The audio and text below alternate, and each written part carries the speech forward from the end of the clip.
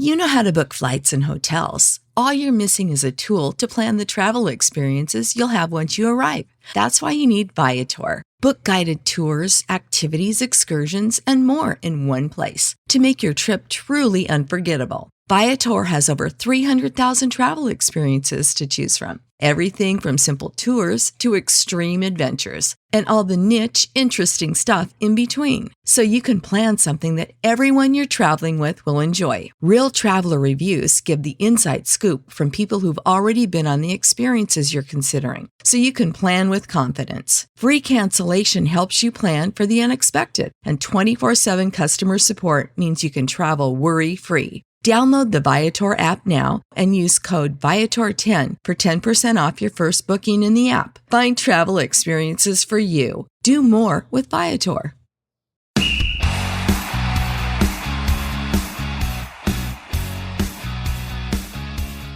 This is the Roaring Repeater podcast here on 7220sports.com. Cody Tucker, as always, joined by Jared Newland in Newland's Basement Bar.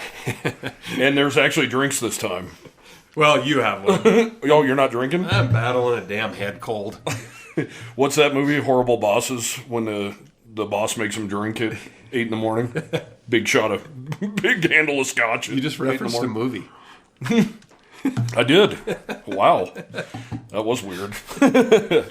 So, you just watched Horrible Bosses for Jennifer Aniston. Yeah. That wasn't bad. That wasn't bad. Obviously, a lot going on right now in Laramie and on the national landscape. The Final Four this weekend. I'm excited for the Final Four. Can't say that I really am very often, but I know that's been a big talking point this week is this even exciting? And it's, hell yes, it's exciting. And I talked to a guy online the other day I was on a show this week, Brady Hull's show down in Greeley, and I said, hey, doesn't this kind of give you hope that you can win a national title at the University of Wyoming or at Colorado State? Because obviously Colorado State's not happening, but that's just personal. But, I mean, you get where I'm coming from, that I think this kind of opens up things a little bit, doesn't it? That gives you that little bit of hope. Well, I think it definitely does, and I was listening to a show actually today, and the host of this show even said that, saying that this might be the new norm. Yeah. There might be no blue bloods in it for me, every once in a while like that. Well, and they're going to have so many one-and-dones. Yep. I think older teams are going to win in March. Well, we were going to talk about this later on, but since you brought it up, let's just go into it right now. This is the first time that 3 teams are making their debut in the semifinals since 1970. That's awesome. This is also the first Final Four without a 1, 2, or a 3 seed. Love it.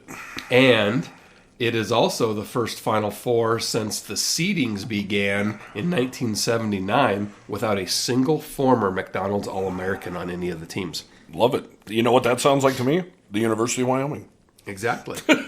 But I did have a guy, and I'd like to hear your opinion on this too, Jared. He said, that's not necessarily true that Wyoming and CSU ever have a shot. And I'm like, how can you say that? And he said, look where San Diego is. They can throw a stone and hit, some really good basketball players right in their community. They don't have to travel. They don't have to go out and recruit nationally, even though they do. Same for Florida Atlantic, which is down in South Florida. Obviously, same for Miami, and Miami's loaded with NIL deals, and then UConn. But do you think there's merit to that, or do you think a University of Wyoming and a Colorado State? I just say Colorado State because I was on the air in Colorado. Do you think a University of Wyoming, this gives you hope that you can do it? Well, I'd use Kansas State as an example. They are completely full of 13 transfers. Not one of those guys originally signed with Kansas State, and Kansas State's in the middle of the Plain States. It's in the middle of the country. I said the same thing when they were playing to somebody who doesn't follow basketball. I said, because people always say, well, Laramie. I'm like, have you ever been to Manhattan, Kansas before? It's only saving grace is probably, it's 100 miles or so from Kansas City? Yeah, and 150 south of Omaha and Lincoln type of a deal, but... We're close to Denver. Yeah. I don't know. To me, Kansas is dreadful. It just goes back to finding the right guys, finding the right fit, and that they all gel at the same time. Well, and you think about Kansas State, too. Another thing that makes it special is, can you imagine being in that fan base when you have Kansas right next door, a blue blood, who's sitting at home, a number 1 seed who got sent home, and there you are. Playing for a chance to go to the Final Four. Yeah, and dominating the headlines not only back home, but in New York City. Yep. I mean, it was a big deal, and Wildcat fans had to just be pounding their chest, which is cool. Very cool. But I think that adds to, you added 13 new dudes, you have a whole new roster, you're picked to finish dead last, and you have Kansas next door. So it just makes it even more special. So take an example here. If following a San Diego State all the way to the Final Four, you go all the way to Florida for your first and second rounds. Yep. And then the Sweet 16 games were in Louisville. Mm-hmm. And a lot of those fans went back, traveled back, went back, traveled. Now they're in Houston. Yeah.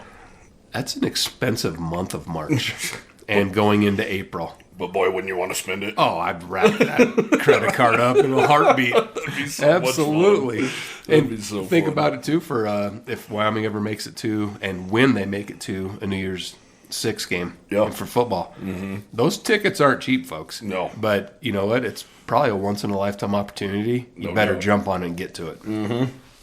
What I love, I've been hearing a lot of the national people saying, this is a single-game elimination tournament. Who's the best that day? And as we know, as sports fans, anybody can be the best on that day. So that's the beauty of it, and that's where I've liked college basketball's model so much more than football, because, I mean, as a kid who grew up rooting for the Wyoming Cowboys, I never thought, man, are we going to be in contention for a national title this year? That's never even been part of the equation. So you're just like, hey, I want to win the WAC. I want to win the Mountain West.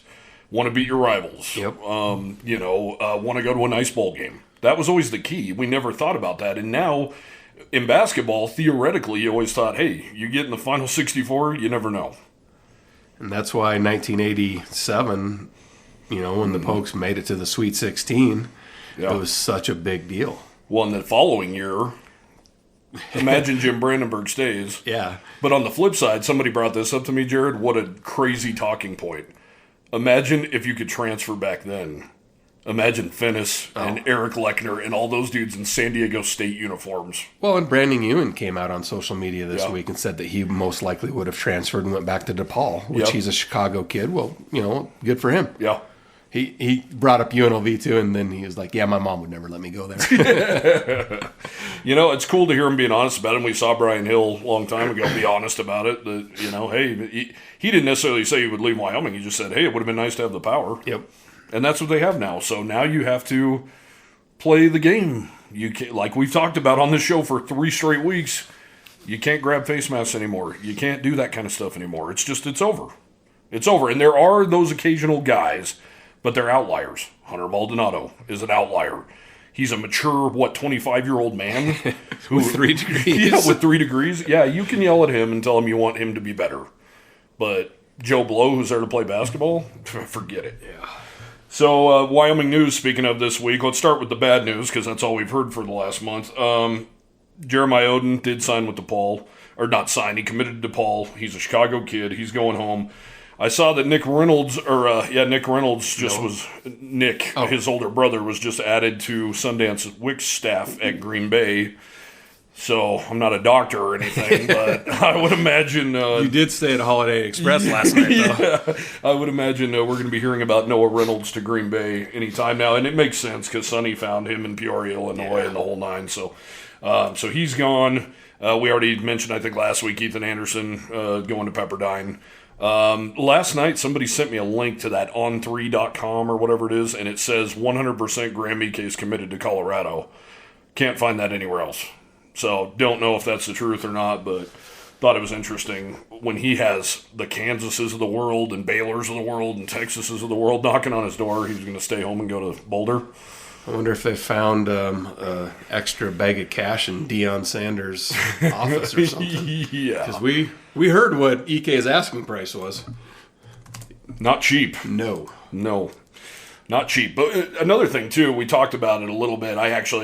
I told him not to say my name on the air yesterday, but Reese Monaco, our friend Reese, he was on the air on his show yesterday, and they were talking about the NIL, and he was talking to Monty about, there's no Wyoming companies that are going to do anything. Most of the companies who do business in this state are not actually from this state, so they're not going to do business with the University of Wyoming. Plus, if guys are leaving, who's going to put money behind it? So I texted Reese and said, don't say my name, but, and I'd love to hear your thoughts on this, Jared. Fans need to start a collective. And Pokes Nation, for instance, a Facebook fan group, has, 17 or 19,000 members right now?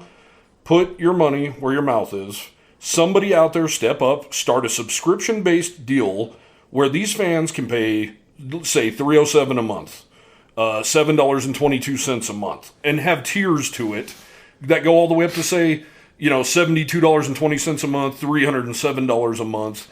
Put your money where your mouth is. You pay more than that for a Starbucks every day. I pay double that price for Chew every day. Yep.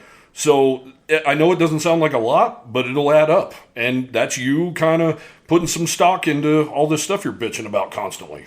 Yeah, the collective, it's a must now. That's all there is to it. It has to start. I guess who's going to start it? Who's going to start it? Yeah. Yeah.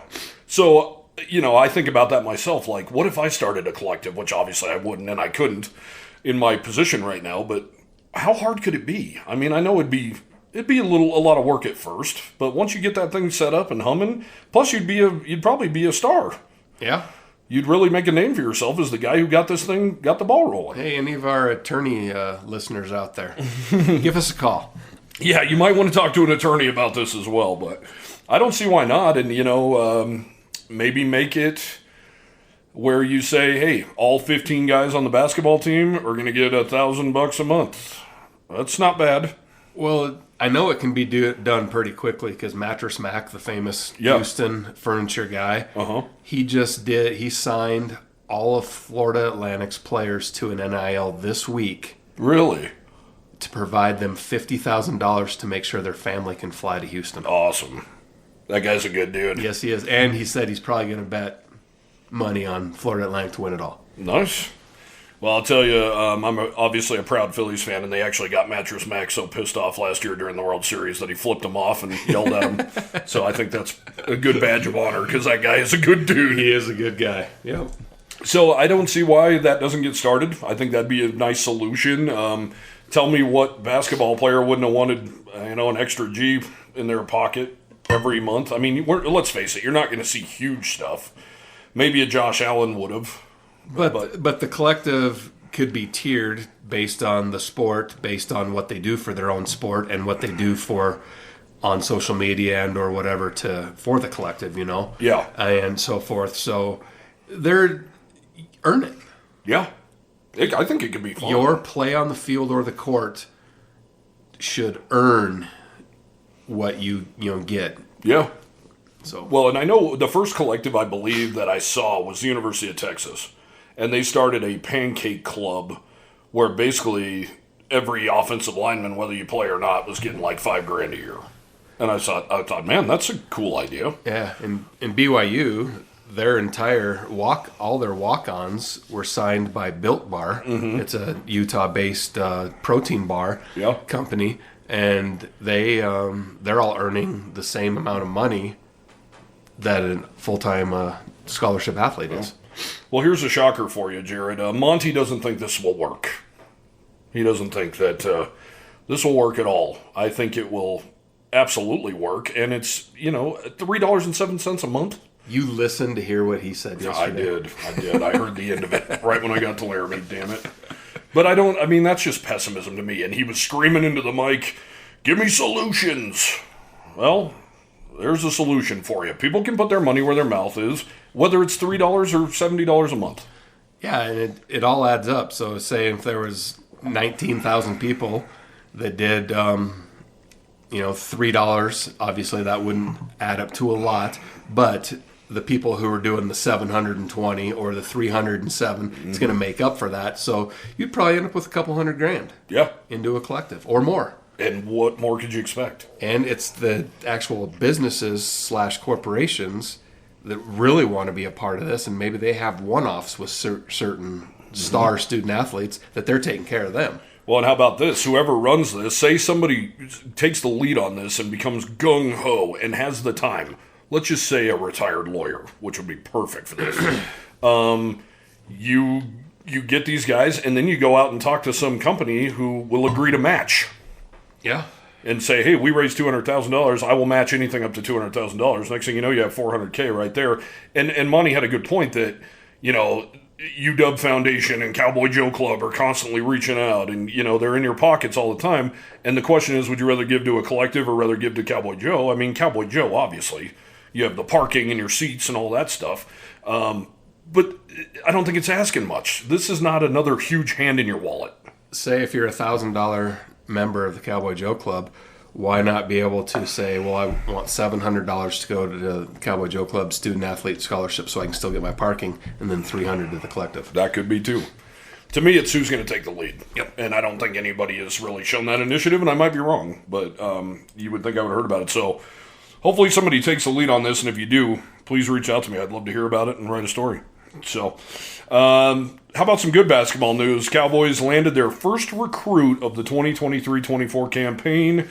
Kobe Newton, 6'2" guard out of Fullerton College. He averaged 13 points per game last year and led California to a state title game in the JUCO ranks. And if that sounds weird, they actually do. California's got its own whole JUCO system.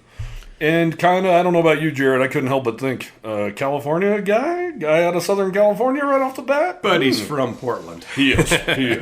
That's what I said to you. Well, he's an Oregon guy. Yeah. I said, all right. But my first thought is, hey, maybe that's kind of an FU. We reached right back down into in your neighborhood and got a kid. Absolutely. So good to see them get one, and I know they're working hard. I was going to share some quotes I got from you from a source inside the basketball program, which was really encouraging to me to hear this. They told me how busy they are. They're looking at a lot of transfers, looking at some high school kids, looking at JUCO kids, of course. One of the quotes I got from this unnamed source, we will get it done. Very confident and actually pretty energized and excited. The staff stuff will be good. Things are going in the right direction. We needed a reboot. I love it. And we kind of talked about that. I mean, now Jeff Linder, who's kind of like a mad scientist in his own right, now he's got all these scholarships open to play with. And it's kind of like he's coming in his first year, COVID year, signing these guys via Zoom and everything. And he loaded up that year, so hopefully he can match what he did that year or maybe even better. Who knows? Yeah. And now he's being questioned. You know what I mean? Now he's like under the microscope, so he really wants to get the right guys and really pull something off here and really be impressive in the offseason, and then obviously have that translate to the court. 2 new coaches named, of course, Sundance Wicks off to Wisconsin Green Bay. He was just announced a couple days ago as the head coach there. We all knew that move a couple weeks ago, but now replacing him, and Mark Rogers is gone as well. Southern California. Kind of quietly. He's pursuing other basketball opportunities. So says Wyoming's press release. Obviously, he was the Southern California guy on this staff. But he is gone as well. Jeff Linder has already replaced those two, Nick Whitmore and yesterday Bryson Williams. Whitmore seems like more of an international guy, gets some international flavor. He's been at the prep school ranks in North Carolina for a long time. I believe the press release said that he's coached 39 NBA players or something like that.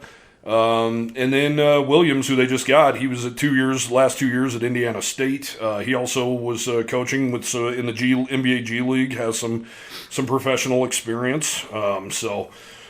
Did talk to a representative at the university yesterday who said, you guys are really going to like these guys. They're really cool. They're really, they're not Sundance Wicks. They're not going to, they're not going to yak your head off. Juice. They're not bringing the juice per se, but he said they're really great guys and you're really going to like them. So sounds like they're really excited to get here. Sounds like the staff's really excited to have them join. So guess we'll see. I'd imagine we're going to start seeing, I believe April 12th is signing day in basketball. Yeah, I think that's right. And then you mentioned last time we were on the show that you thought Ryan Odom at Utah State was going to go to South Florida. Mm-hmm. Well, he did a 180 there and went to VCU on the same day that the VCU coach left. Yep. They hired him within like a couple hours.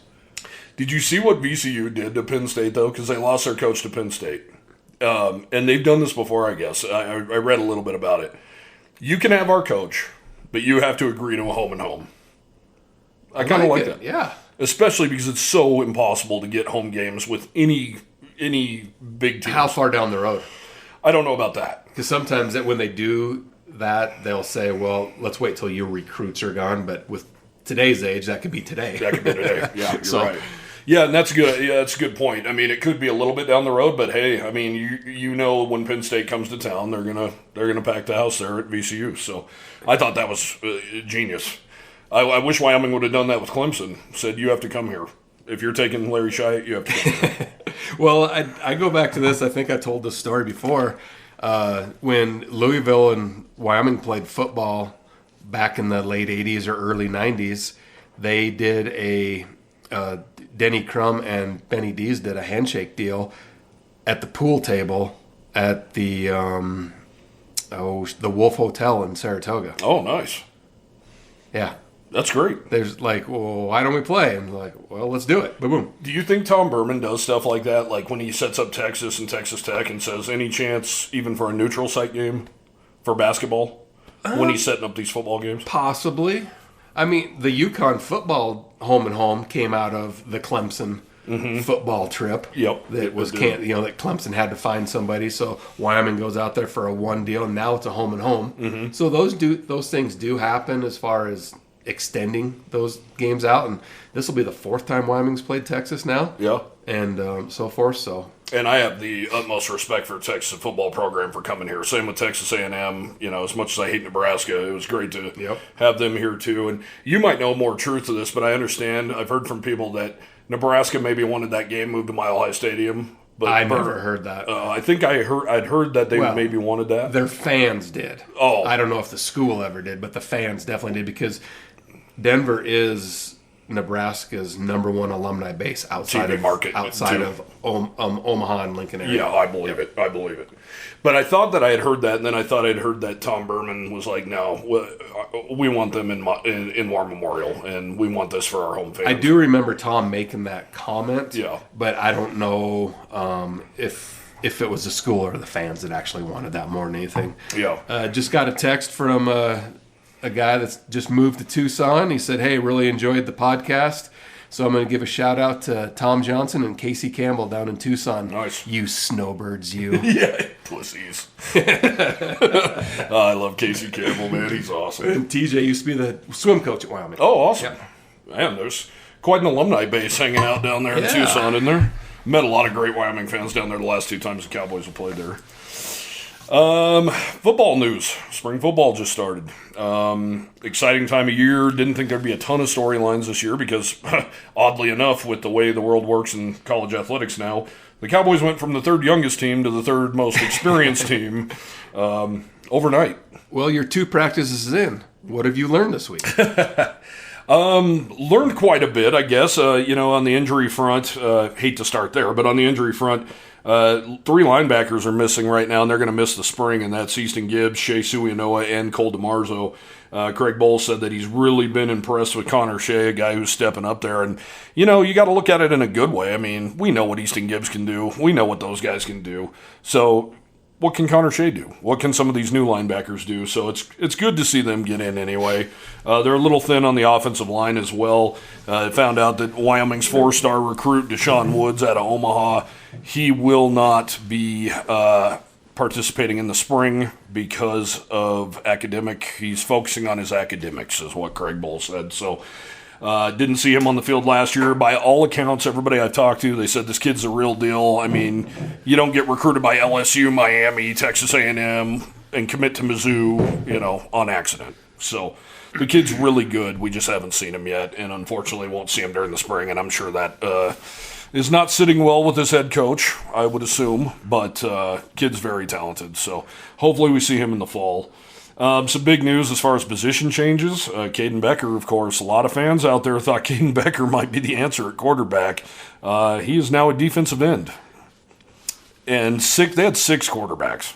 They were not going to finish this spring with 6 quarterbacks. And Craig said it. He goes, we took a flyer on this kid because we didn't know if he could be a quarterback at this level. Yeah. His consistency and his completion rate just wasn't there. I think what got fans fired up, though, is I believe Caden was involved in those Elite 11 passing camps and stuff and winning them and, finishing top top of his class kind of thing against some like 4- and 5-star guys around the country. But I guess, when the bullets fly, what was great about, I talked to Caden yesterday, and what was great about him, I mean, talk about humble dude. I'm like, this had to be really hard, because I'd imagine, quarterback's already a prideful position, and then you're coming to Wyoming, I'd imagine you thought, I'm going to be the next Josh Allen, and he was like, yeah, I mean, my whole life I was a quarterback. I've gone to all these camps and put all this money, my family's put all this money into camps, and but I actually went to offensive coordinator Tim Polasek and said, hey, can I change positions? Because he saw on the field. Yeah, he wants to get on the field, and he saw the writing on the wall too.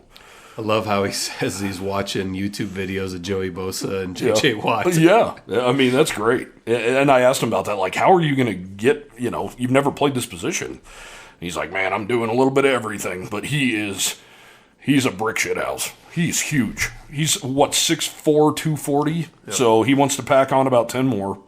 And he's going to be great. And if you guys remember, Garrett Krall was a high school quarterback as well. And when he got on campus, he was skinny as a rail, little tiny dude, didn't have facial hair, short haircut. And he turned into a pretty nice defensive end. I mean, footwork and handwork. Yeah. That's what he's got to work on. Yeah. I mean, and obviously he's going to get stronger. Something he told me that I don't think a lot of fans think about, Coach Bull has compared the quarterback position to being a pilot and like trying to land an airplane and all the things that are going through your head, and you have to be on the ball and you got buttons going off and things going off. That's what a quarterback goes through. And Caden Becker yesterday said, dude, I don't have to worry about any of that anymore. You know what a weight that would be lifted off your shoulders? Yeah. And learning a playbook would be like learning a foreign language. And that's not even all the, there's so many intangibles you have to be a quarterback as well. And I'm not saying that he didn't have them, but imagine those all of a sudden disappearing. And now your job is to stay in your gap or kill the quarterback. Pin your ears back and just get after it. And he even said, I went from the hardest position in sports to arguably the easiest position in football. So I don't know if he meant to say all that per se, but I got what he was saying. Coach Hendricks may have something to say about that. Yeah, and Coach Ball said that Brian Hendricks is really going to work with Caden this offseason. So it's not just one of those, hey, let's just move him somewhere else and then hopefully he'll fade off into the mist. That's not it. They want him to succeed there at the DN spot. And my guess is that they probably had some of this in the back of their mind when they signed him anyway. If it doesn't work out, look at his body, look at his frame. Yeah. Oh, and you look on Twitter at his weightlifting videos. I mean, they're impressive. The guy can lift the weight room. So, and I guess I didn't really think about it either, Jared, when I wrote about him when he got recruited and everything, but looking at his high school numbers yesterday, I mean, it makes a lot of sense. He didn't throw for, you see Caden Anderson, for instance, a kid coming in from South Lake Carroll.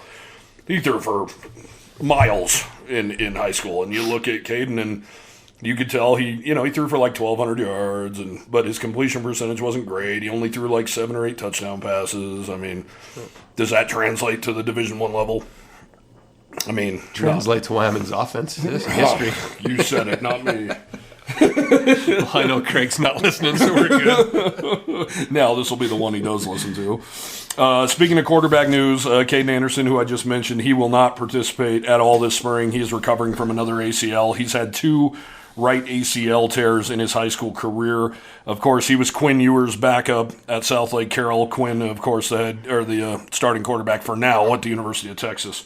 So, I asked him straight up, you think the ACL's kind of got some teams off you? And he said, absolutely. He said Wyoming always stayed true. And apparently him and his family came to Colorado a lot growing up, and he's got family. His grandparents live in Boise, and he's used to the outdoors and loves the outdoors, and this is not foreign territory to him. So really excited about being here. He got here early, even though he can't participate. He's learning the playbook. He's in all those meetings. He's meeting his teammates. That's worth its weight in gold. Soak it up. Yep. So he's basically playing the part of a sponge right now.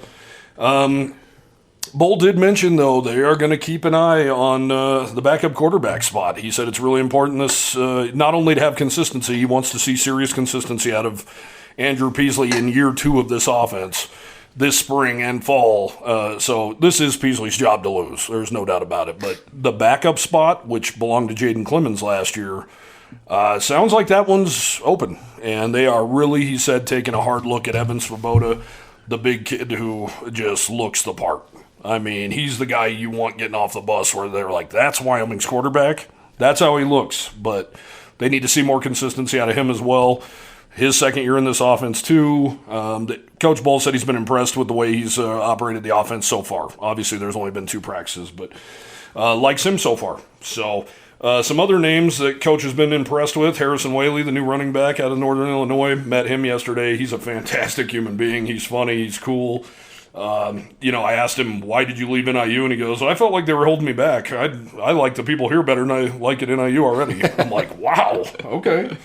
All right. He's pretty funny, though. Talked to me about going on a snowboarding trip up to up to Snowy Range. He's never been to mountains before. So that was, he's actually born in the Ivory Coast of Africa. Okay. And then family lives in central Iowa.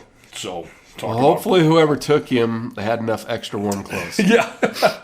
Well, Wyoming jumped on him early, and of course I'll have a story about this on 7220 Sports, but that's why he's here. Gordie Howe basically jumped on him the minute he got in the portal, and the Cowboys got a first-hand look at him in DeKalb. Really good back. Well, and if you're a talented running back and you wanted a new place to go, why wouldn't you look at Wyoming to run behind that offensive line in this offense? Well, he told me he got some P5 offers, but it was after he had already developed that relationship with Wyoming and knew he had his heart set on coming here. So we'll have a story about that soon. Some other guys that are standing out to Coach Bull so far. John Michael Gillenborg. If that name doesn't sound familiar, you didn't hear his name a lot last year until that final game at Fresno State. He caught 3 balls for 21 yards in that game. Bull said he was really impressive on scout team all year long and really liked what he could do, and now he's really starting to tear it up. So, as well as Trayton Welch. So he really likes what he's got at the tight ends right now. Tyrekus Davis, the JUCO transfer at cornerback. He came from Navarro Community College. Coach Bull really, really raved about him yesterday, that he's hungry and he's got a lot to prove, and he's so excited to be here. He's a father.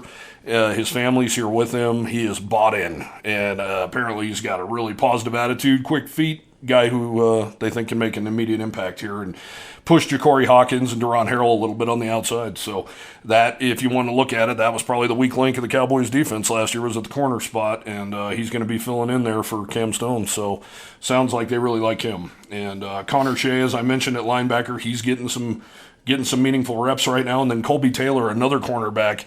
You probably only remember him because he took the penalty, the targeting penalty in the first quarter against Ohio last year in the Arizona Bowl. But he's a long, tall, lanky corner with some speed.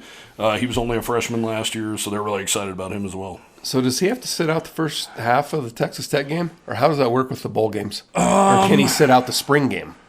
I'm not 100%. I think if you get kicked out in the first half, then you're good. You're good. Okay. If it would have been in the second half, that's a good question. I bet it would have rolled over to Texas Tech. Because I know that, if somebody gets suspended off the field type of a deal, they can use the spring game as one of the games they're suspended in. So I'm wondering if they would use that as a... Yeah, no, I think he's good because it happened in the first quarter. I'm pretty sure anyway. That's a good question, though, I'll ask. Sebastian Harsh making his way back. If you haven't read it, I have a story about him on 7220 right now.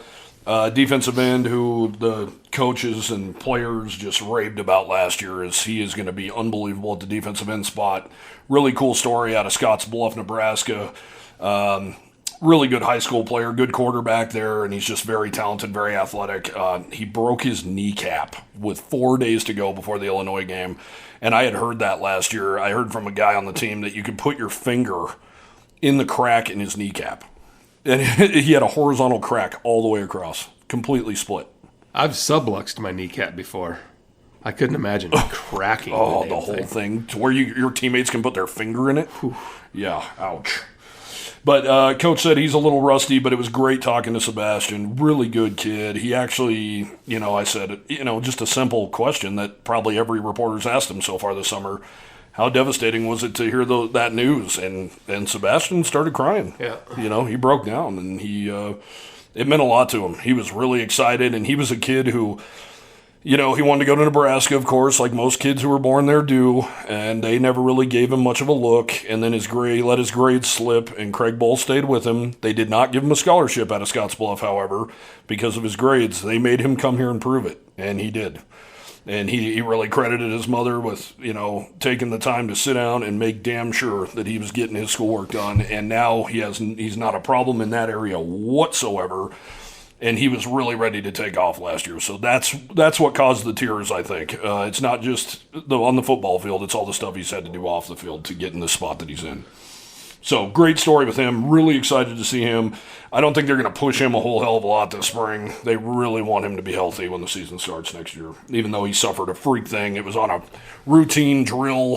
Frank Crum actually told me he's the one who kind of locked him up as he was coming around the edge, and he just stepped wrong. And, I mean, you would have to put some serious force stepping wrong to crack your kneecap in half. Can't imagine. Another thing, Rook Brown wrote a story about him earlier this week. Of course, the nickel 5'11" kid out of Salado, Texas.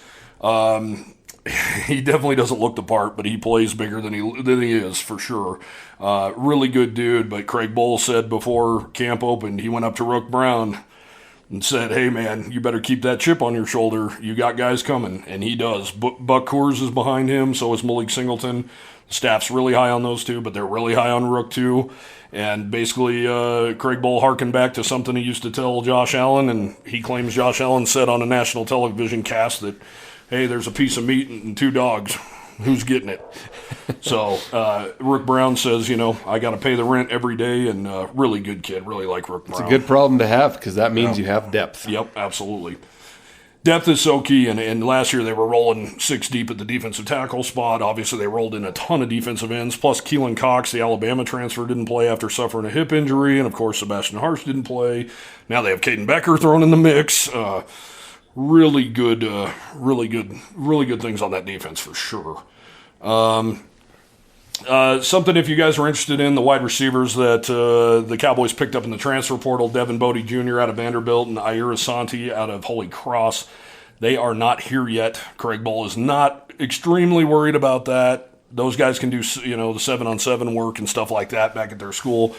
He said they were very open with those guys and wanted them to stay and graduate and finish their degrees. So, and what's crazy about Devin Bodie at Vanderbilt, he's going to graduate from Vandy, which is no small task, and he still has 3 years of eligibility left.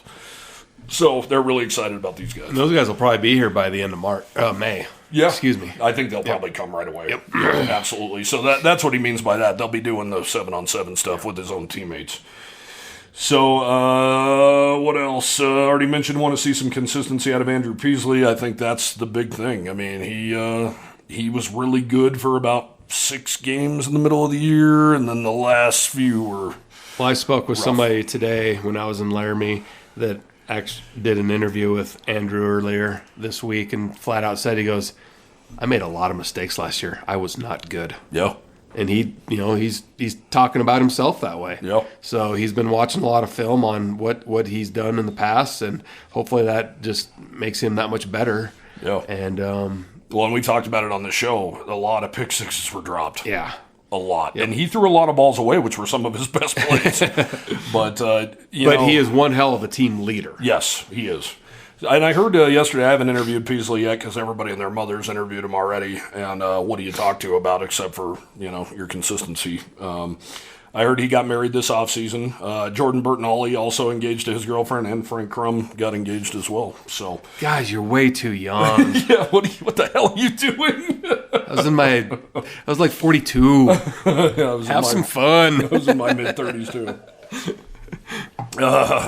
So another thing that was kind of interesting, we had heard last year after they beat Air Force on that Friday night in September that, some guys credited their game plan to the fact that they already started game planning for the Falcons in the spring. And I thought that was interesting, that they're actually utilizing practices in the spring right now to prepare for Air Force. And not only that, Texas Tech, the home opener September 2nd, Craig Bowl, I thought was going to be a little sheepish about answering that question, but he said, yeah. Hell yeah, I've already watched a ton of tape on Texas Tech, and believe it, we're going to have some stuff that we're going to install and be ready for those 2 games. He said, no matter what, if you have 6-7 days to prepare for Air Force, that's not enough. You almost wish that they would go back to the way that they used to do the spring game and not split the teams up, but it's more like a true regulated scrimmage, situational scrimmage type deal, to where all right, scout team, get out there, run Air Force. Yeah. That'd be scout team, get out there and run the run and shoot with Texas Tech. That's true. I wonder who will be under center running that. Maybe Hank Gibbs, I guess. Unfortunately, Caden Anderson's not going to be ready to go even by the fall, I guess. But That should be interesting for sure. He also talked about something that no fans think about, I would assume, because I surely don't think about it. This will be, the third year in a row that the Cowboys have the same battery at the kicking spot with John Hoyland, Hank Gibbs, and, Reed's son did some of the snapping, and... Who's the guy with the hamstring issues? Yeah, that's why Reed was in there. Yeah, Mr. Hamstring. Yeah, let's just call him Hamstring. Yeah, Hamstring. Guy on the bike on the sideline. And I know Craig said that John had a little rough time on Tuesday kicking, but he'll be fine. Well, yeah, the wind was blowing freaking sideways, and it was even worse today. I don't even know what it was yesterday for the practice, but today I'm glad they weren't out there because it was nasty. Oh, it's really bad today.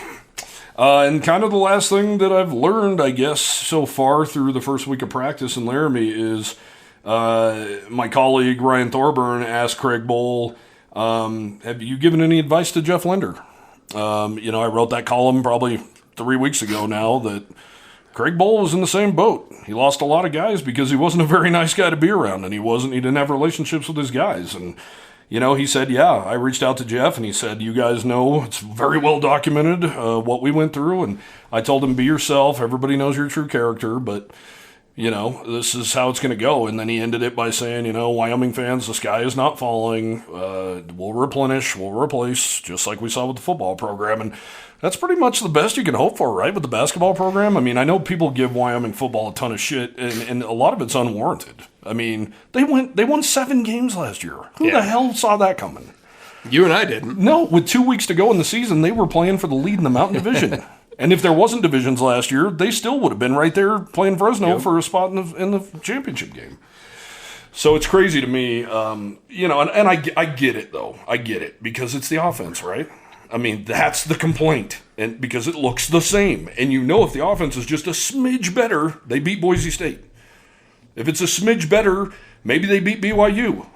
Hey, I've never liked the Ravens ever since they came into the NFL, but when they won the championship, what won them that championship? Defense. But with a mediocre quarterback. How good they were, though, they should have won. If they had an offense, they probably would have been the Patriots. And I'm calling him mediocre because he did play in War Memorial Stadium. Yeah, Trent Dilfer got sacked twice on their last series to win the championship. He was definitely mediocre, to say the least. You can say the same about the Tampa Bay Bucks when they beat the Raiders in the Super Bowl. I mean, Brad Johnson was their quarterback. Their offense was hideous. Brad who? Exactly. So I thought it was interesting. I thought that was a great question from Thorburn asking about the correlation between Bohl and Linder, because it's definitely there. And he said, we take a lot of slings and arrows, but that's the spot we're in. We're the top two, no offense to the other coaches, but they are. They're the top 2 highest paid. They're the top 2 premier guys on campus. Yep. So they rely on each other. And it's kind of nice to see that they have that good of a relationship. I know I sat next to Craig Bohl at Jeff Linder's father's funeral. So it was good to see that continuity and good to see, those guys being there for each other.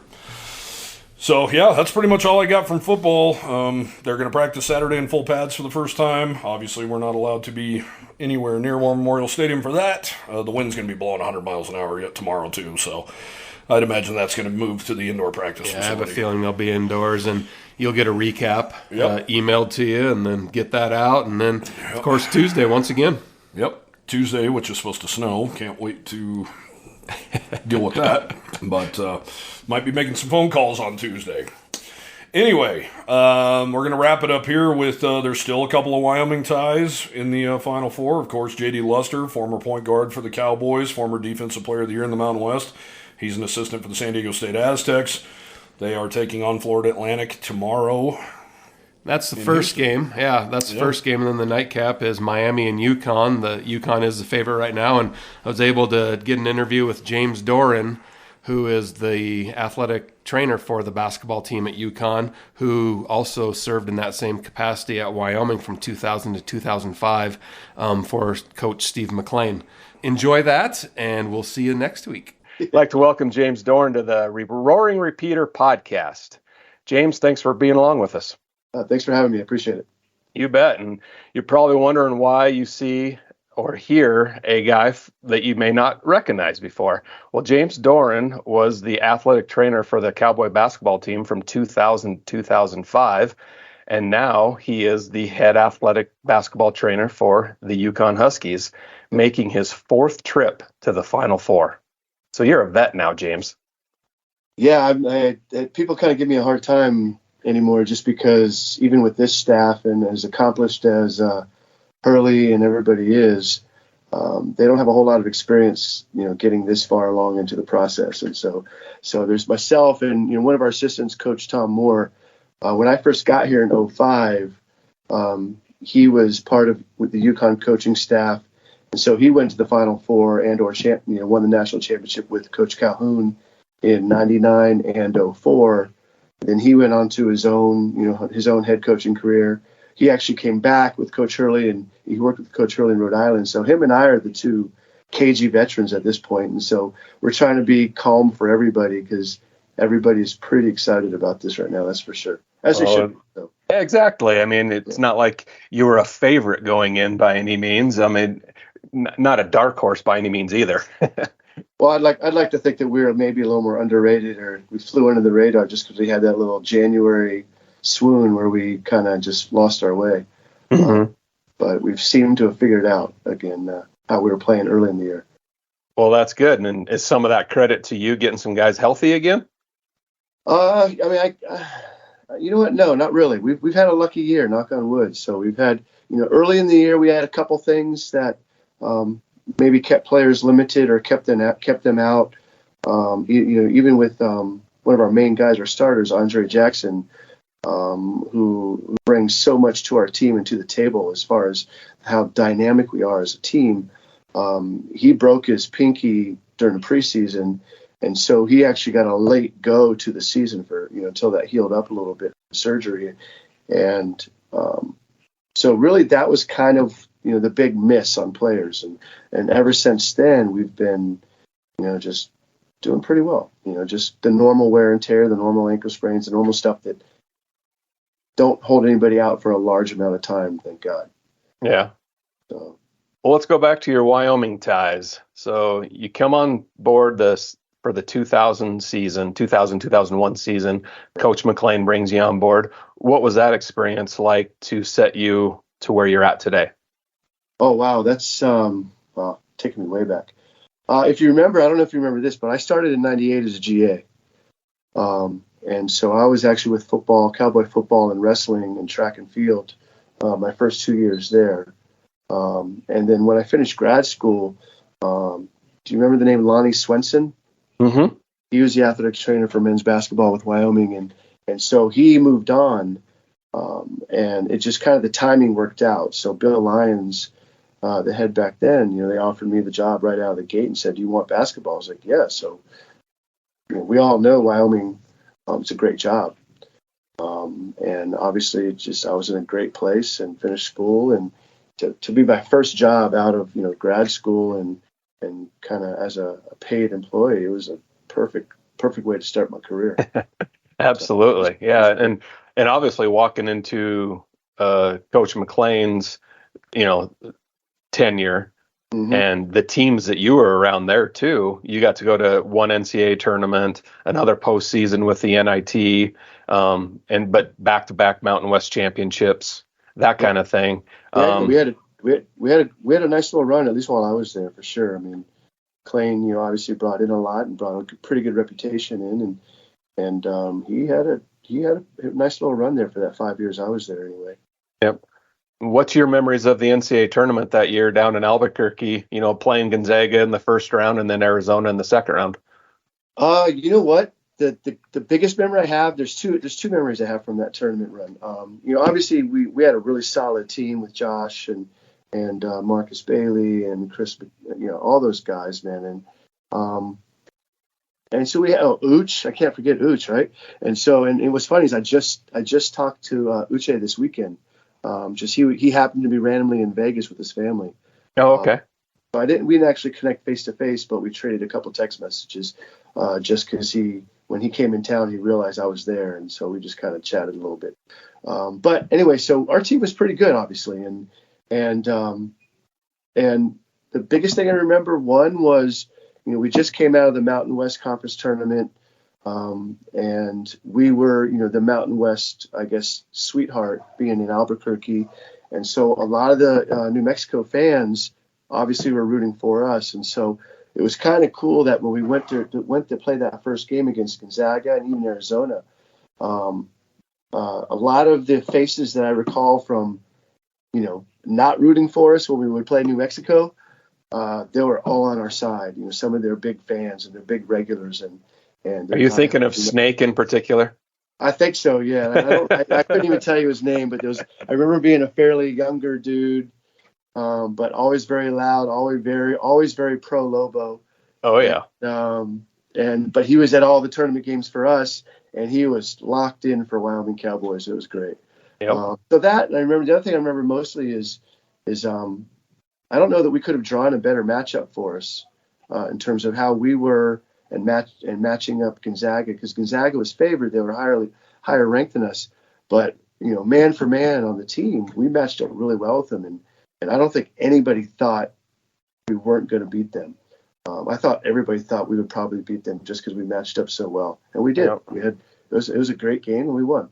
It's Dan Dickow, the point guard on that team, one of the all-time greats at Gonzaga. He does a lot of the games for CBS College Sports now, so he comes to Laramie a lot, and he hears it from the fans all the time. You remember Josh Davis blocking your shot? And he just looks up in the stands and shakes his head. Yeah, of course he does. So, and then the following year, injury happened to Marcus Bailey, the preseason player of the year.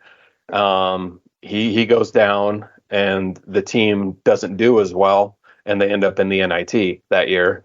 And so what was your remembering from that season? That was the big exclamation point was he lost Marcus. And so when he tore his ACL and,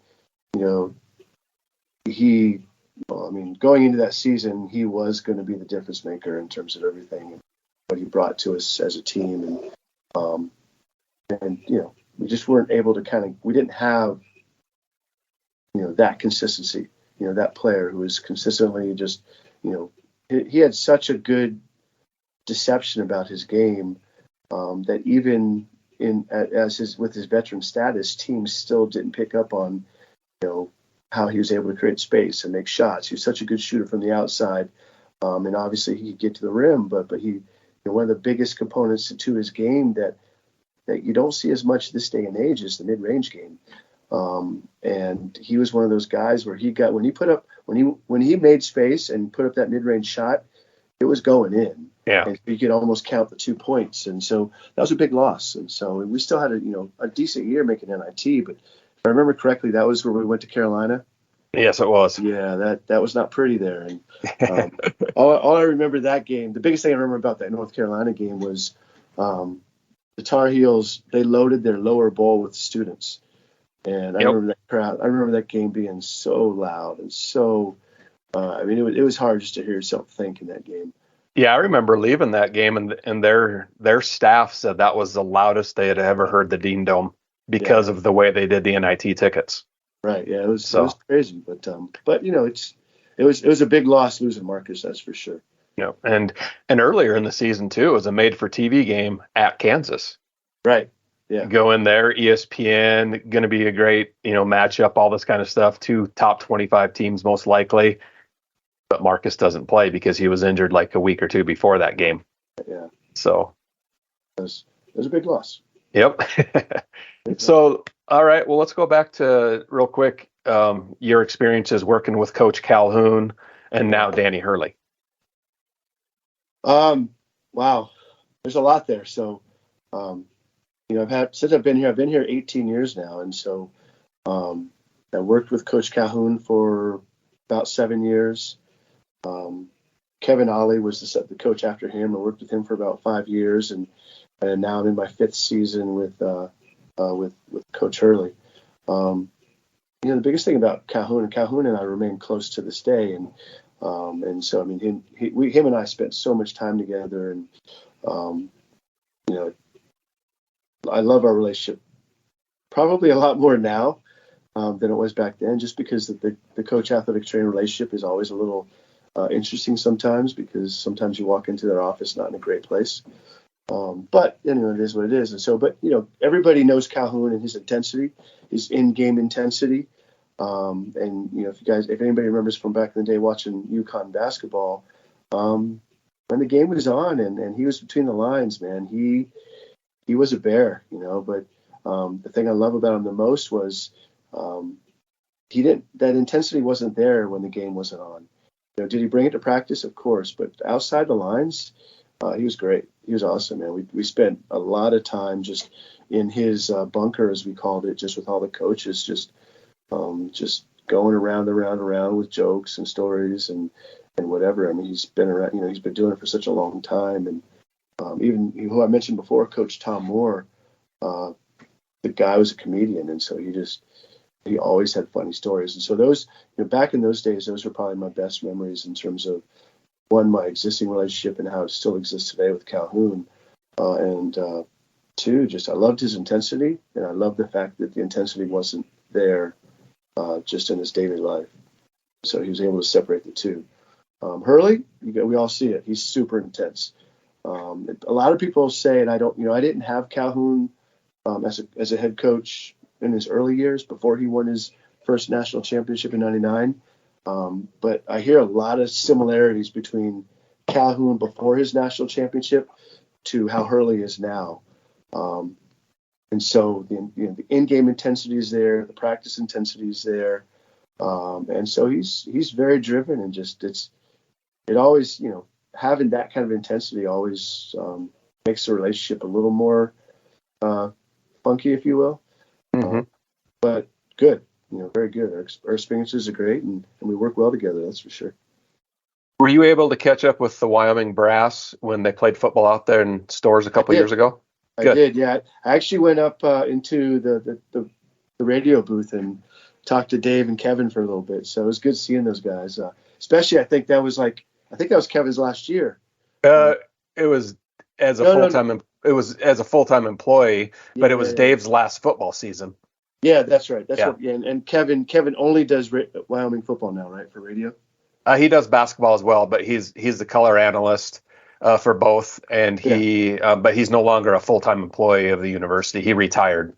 So cool. Yeah, he did tell me that. So so I snuck up there into the radio booth during that game. It was mid-broadcast too, and so they're whatever assistants or people around them, they're tech people. When I walked in, they looked at me like, "Who is this guy?" And I started chirping them a little bit, and Kevin turned around, and so I spent about 20 minutes up there. It took me back a little bit, just kind of listening to them do their broadcast and do their thing, and they were exactly the same they've always been, and it was great. So, well, I mean, you guys spent a lot of road trips together. I mean, because a lot of people don't realize when the radio team is right there with the team, right, and they're going to shoot arounds. They're not so per se team meals, but I mean, I'm sure you guys had a lot of Bud Lights on the night before games. For sure, too. yeah. I mean, they're on the plane. They're at practices. Obviously, they're at games, but when they're in the hotel with us, they're pretty much part of the traveling staff. So, but yeah, no, we go way back. Well, good. Well, your undergrad days, San Diego State, a nemesis in the Mountain West Conference, but everybody's rooting for them now because it's all about the money, right?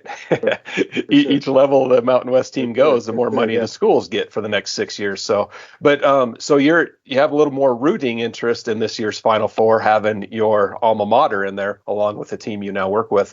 Right. Granted, you're on the other side of the bracket, so hopefully you guys meet up in the championship game. Yeah, for sure, that'd be awesome. I'm a little torn, I'll be honest, just because San Diego State, of course, me being alum and I'm probably leaning towards them to be in the championship, and like you just said, hopefully we get there.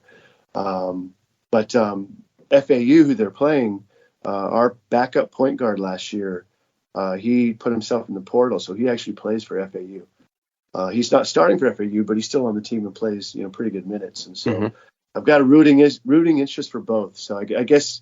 In my case, it's a win-win, right? So either team that wins, I'll be happy for that team, and it's pretty cool. I'm excited about it. So I mean, we back in I'm not going to remember which year now. You might have to remind me.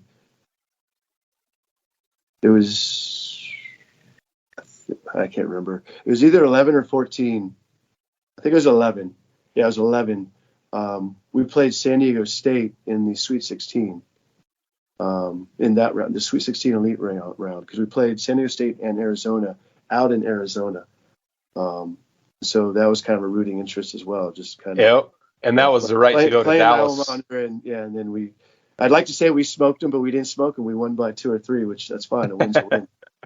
So, and then that took the UConn to the Final Four in Dallas in 2011. Then is that correct? Correct. Yeah. Okay. Yeah. Yep. Yeah. So, and that was San Diego State had Kawhi Leonard back then. Oh yeah. And that was before I knew who Kawhi Leonard was really, and other than he was one of our main focus for scout, but he's turned out to be quite the NBA star, right? Yes, he has. That's for sure. Yeah. So. Well, all right, James. Won't cool. take up It's any pretty more cool. of your time here, and we certainly appreciate you coming on the podcast today, and wish you all the best down in Houston, and hopefully we'll get to see you sometime in the near future if you ever come out to Wyoming. Oh yeah, I appreciate it, man. I appreciate you reaching out. It's kind of cool. Definitely cool seeing your face, Jared.